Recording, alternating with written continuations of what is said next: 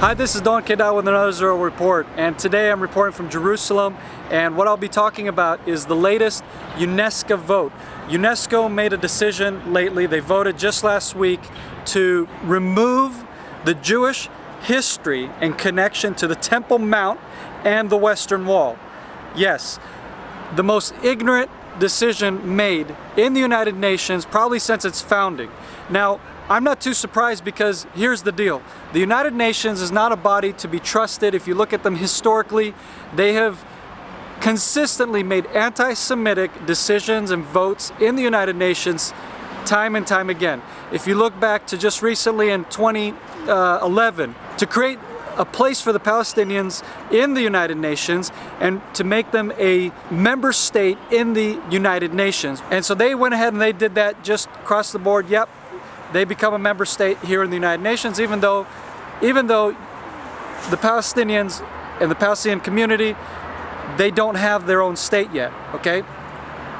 Then let's go back in history, right? Let's go back and talk about what they've done in history. On top of that, let's go back to the 1970s, shall we?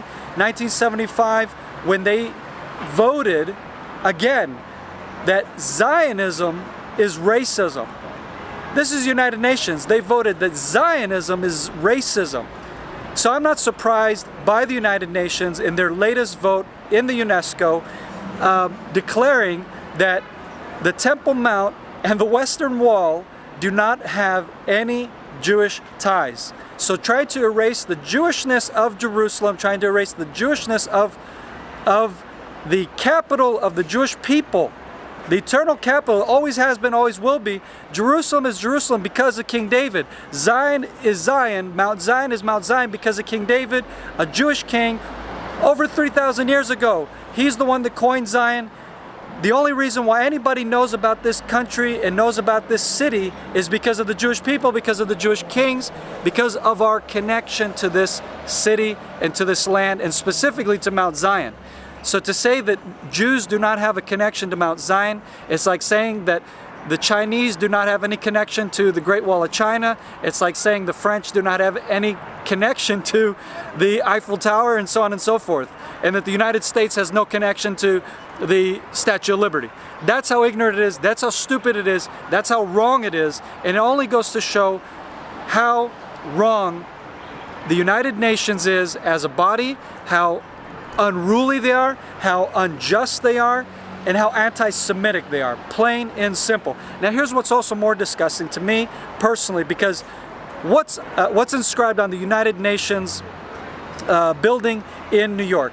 You know what's inscribed on there, right?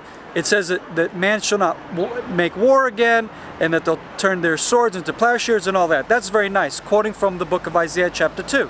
Well, let's look and see what the book of Isaiah chapter 2 says, because it's interesting that they would quote that on their building from the very place that it's talking about that they say does not have a connection to the Jewish people. Yeah?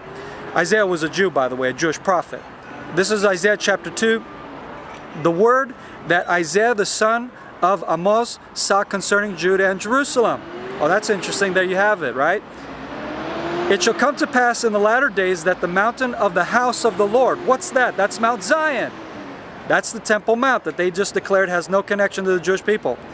Shall be established as the highest of mountains, and shall be lifted up above the hills, and all the nations shall flow to it. And many people shall come and say, come, let us go up to the mountain of the Lord. That's Mount Zion, the Temple Mount.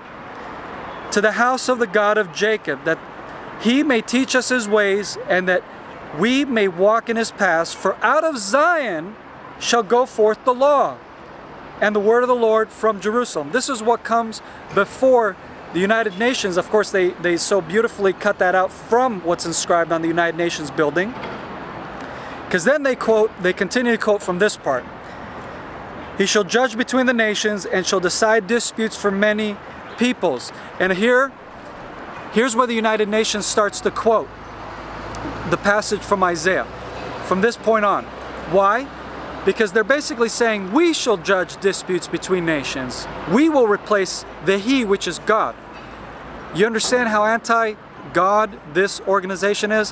How anti-truth they are? They tried to take the place of God.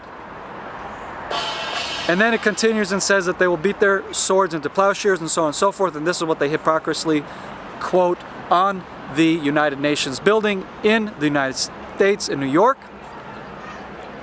while at the same time telling us that we, who our prophets is quoted here, have no connection to the very place that this is all talking about. And I want you to understand how hypocritical it is, how wrong it is, and how important it is that you and the nations stand with Cry for Zion. You have to make your stand now. You have to sign the petition for Jewish sovereignty on Temple Mount. There's a reason why we came into the picture. There's a reason why we're fighting for this very issue. We're trying to stop exactly what the United Nations is already trying to do by delegitimizing the Jewish connection to this place. And by you signing the petition and by you supporting Cry for Zion financially, so that we can fight the United Nations, so that we can fight the European Union and every other entity that's trying to erase the Jewish heritage from this holy mountain, from this holy place, and from this holy city that I'm speaking from. As a Jew, from the Jewish capital of the Jewish people, Jerusalem. So this is Don Kedar reporting to you again. Thank you for listening, and God bless you. Chag Sameach.